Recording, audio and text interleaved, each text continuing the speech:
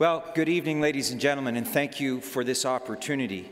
Obviously, it's important for us to be here as we close out the first day to send a strong message to the province of British Columbia, to its communities, and to the private sector, all of us involved in this exciting process, to show our support and to stand shoulder to shoulder in a legacy resource development for the province of British Columbia, for its communities, and for our great country. Thank you for this opportunity. I want to begin by welcoming our guests from around the world. Your participation today is a clear expression of the global interest in Canadian LNG. Premier Clark and the Government of British Columbia deserve praise for hosting this important conference. Her words at lunch today should motivate and inspire us. I'm equally pleased to see so many First Nations representatives here tonight, and indeed over the past couple of weeks as I've been back and forth between Kenora and Vancouver. The resource development opportunities that we have across the country, in fact, need to be developed with the full participation of our First Nations communities at every opportunity to participate in the exciting development at all stages. They play an active and integral role is a primary focus of this government. These include decisions around environmentally responsible projects and the contributions that they can make in areas like pipeline safety and marine safety. I'll elaborate on that shortly.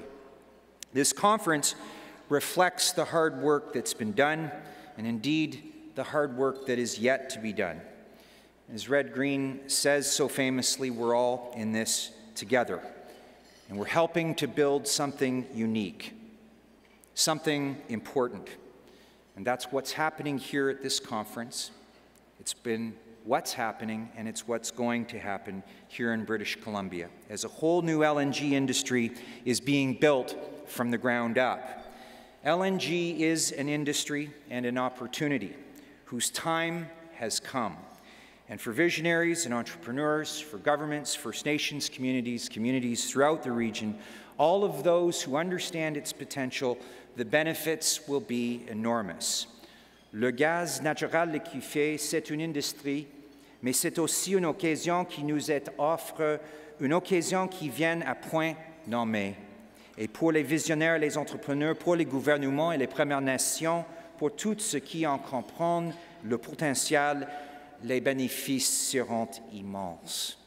I recently attended a G7 forum on energy supply and global security, obviously in the context of the circumstances in Ukraine, Europe, and for that matter, global energy supply and security. I understand and had a front row seat to the important role that supply of energy has, and it very much includes natural gas. It will continue to grow as developing economies continue to grow. La demande mondiale d'énergie gaz naturel compris va continuer à croître au fur et à mesure de la croissance des économies en développement. And as the Prime Minister has said on a number of occasions, Canada is well positioned and is one of the largest energy producers in the world. The capacity of the Canadian economy and the resource base we have is such that whatever the energy mix of the future, Canada is positioned to be a major producer. Canada is the world's 5th largest producer of natural gas. It has the potential to be more, with marketable resources estimated to be up to 1,300 trillion cubic feet. And that's just the gas that we know about. As new shale deposits are discovered and developed, that number is only expected to grow. The bottom line, ladies and gentlemen, is that Canada is uniquely positioned to meet much of the world's energy needs. And when you add the strength of our economy to the scope of our resources, you have an even more compelling business case for investing in Canadian LNG. The fact is, Canada has some of the strongest economic fundamentals anywhere in the world, as do its provinces and territories. We've lowered taxes, paid down debt, reduced red tape, and we continue to pursue our ambitious trade plan. And no less a source than Bloomberg has acknowledged Canada as one of the best places in the world to do business. At the same time, Canada has been active internationally in an effort to foster and build the relationships necessary for success. When it comes to energy in particular, we have worked hard to position Canada as a secure supplier of energy. And investors like you from around the world, including Korea, China, Malaysia, and Japan, are realizing Canada's potential, including for the export of LNG. We must position ourselves to access these markets over the medium term. We have competition. Canada's international engagement has also resulted in a number of joint agreements being signed. We've secured a joint working group on energy with China, a ministerial energy dialogue with India, a joint statement on oil and natural gas with Japan. We've concluded a free trade agreement with South Korea, and of course, ongoing participation energy working group of Asia-Pacific countries. Quite simply, Canada is engaged with the world, an outward-looking, market-driven, reliable economy, rich in resources and open to foreign investment. And the Canadian advantages don't stop there. As the Premier pointed out earlier today, and it's worth repeating, shipping liquefied natural gas from British Columbia to Asia only takes 11 days, significantly less time compared to shipping from the Gulf of Mexico or some other traditional LNG suppliers, opening up the possibility of Canada becoming the North American platform for LNG exports to Asia. But we also know that even with all of these advantages, the opportunity to diversify our markets and capture global opportunities is perishable. That other countries are also preparing to compete in the LNG market, and that if we're going to succeed, a number of crucial steps need to be taken. What are those steps? Includes putting in place measures that encourage investment and the development of our resources, while ensuring that the health and safety of our communities and environmental protection comes first. We've got a record worth talking about. We have new emissions in place, regulations for vehicles.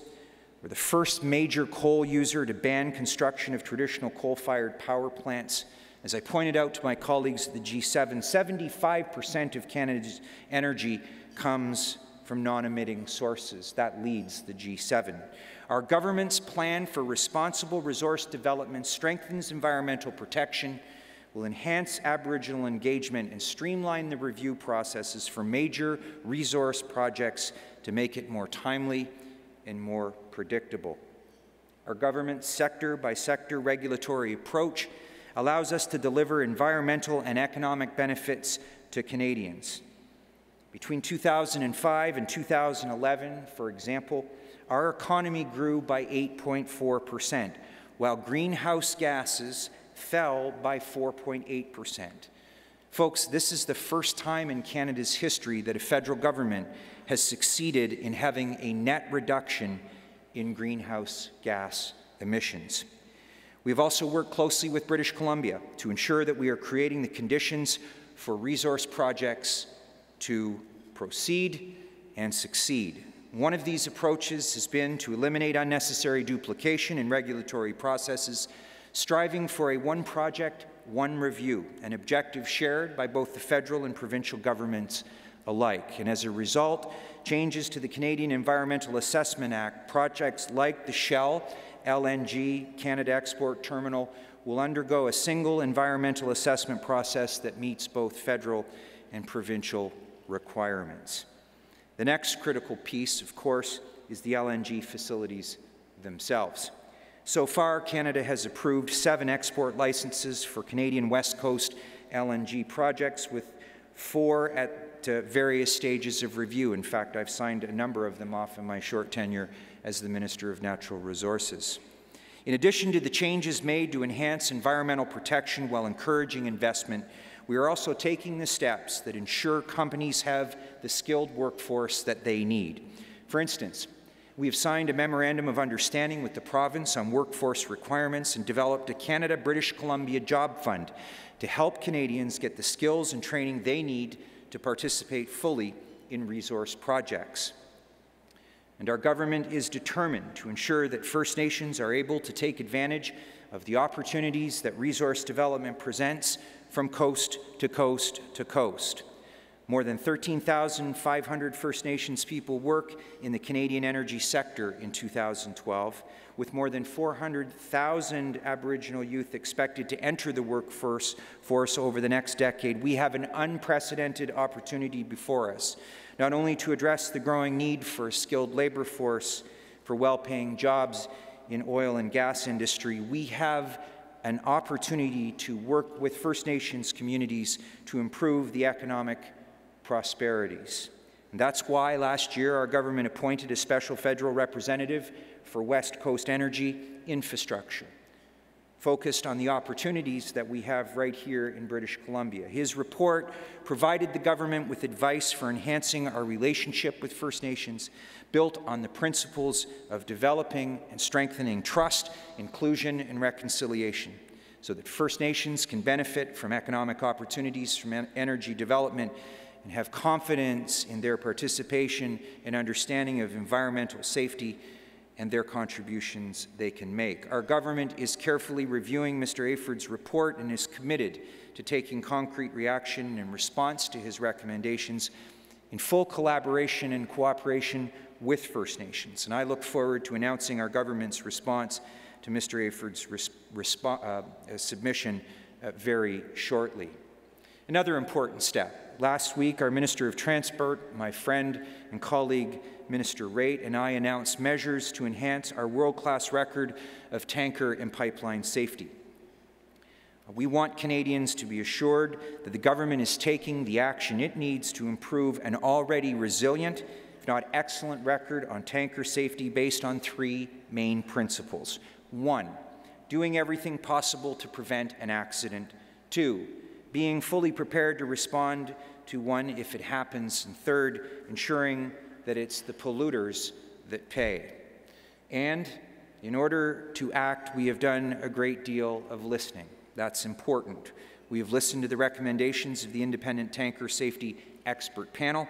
We have listened to stakeholders in the marine industry and provincial governments, and we have paid particular attention to First Nations and the important contributions they have made and can make to protect our coastal waters. They have been doing it and doing it better than anybody to sustain their way of life and their heritage.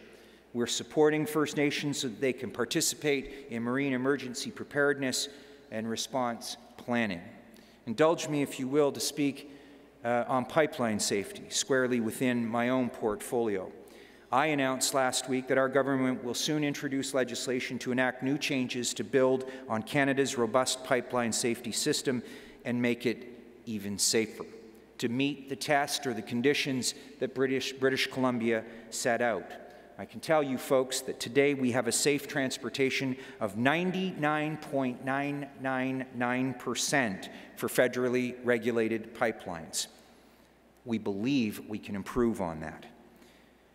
We want the highest standards for Canadians and our communities. It will be built on 3 pillars: prevention, preparedness and response, and a world-leading liability and compensation regime. Prevention, the first thing we must do is ensure that we do everything possible to prevent incidents. As rare as they may be, we've already done a lot in that regard, such as introducing new fines and tools that provide the National Energy Board with new powers for audit and inspections. We are expanding the power of the National Energy Board to enforce compliance, and we will ask the National Energy Board to provide guidance on the use of best available technologies used in the materials and construction of new federally regulated pipelines. We will also ensure a comprehensive response in the unlikeliness of an incident. Land-based response and recovery means involving local communities in planning and operations for such a most remote scenario. We need to develop a strategy in consultation with our industry partners, other levels of government, and First Nations communities to manage an incident. The strategy will set clear principles and objectives for all parties. And in addition, we will provide the National Energy Board with the authority to assume control of an incident response in exceptional circumstances and ensure that the board has the resources it needs for spill cleanup, and that those costs are recovered from industry.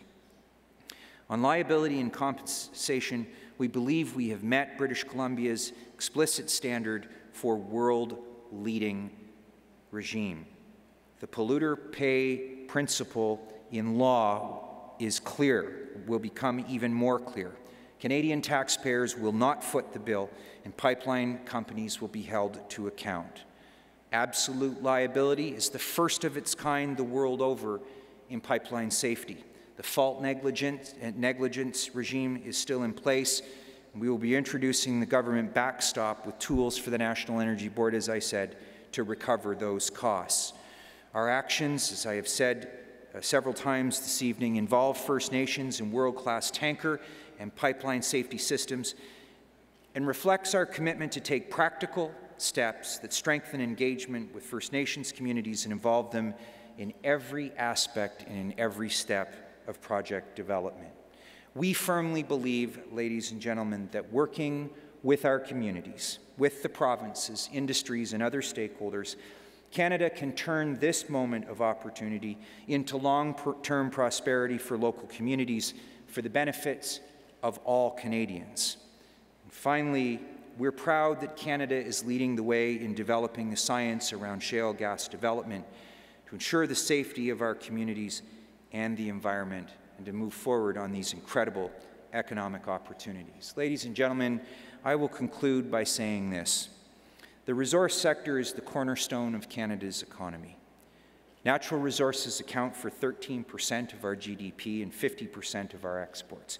All Canadians benefit from the resource sector no matter where you live in Canada, even if it's from Montreal and you're a Habs fan. I don't know why, and all of these steps taken by our government in the areas of regulation, environmental protection, First Nations engagement, and safety, and scientific research will help to sustain a dynamic energy sector that will continue to create thousands of well-paying jobs and economic opportunities for people across the country, importantly, and especially in the context of this forum, for British Columbia.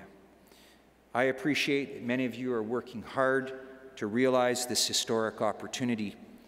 The demand is significant, the potential is enormous.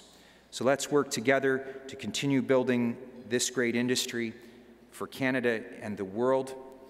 For our federal government's part, Rich, we're here with you, with the province of British Columbia and its communities. And for my part, ladies and gentlemen, my name is Greg Rickford. I'm the Member of Parliament for the Great Kenora Riding. It's a privilege and an honor to serve my constituents, and in my capacity as the Minister of Natural Resources, to serve you. Thank you for this opportunity.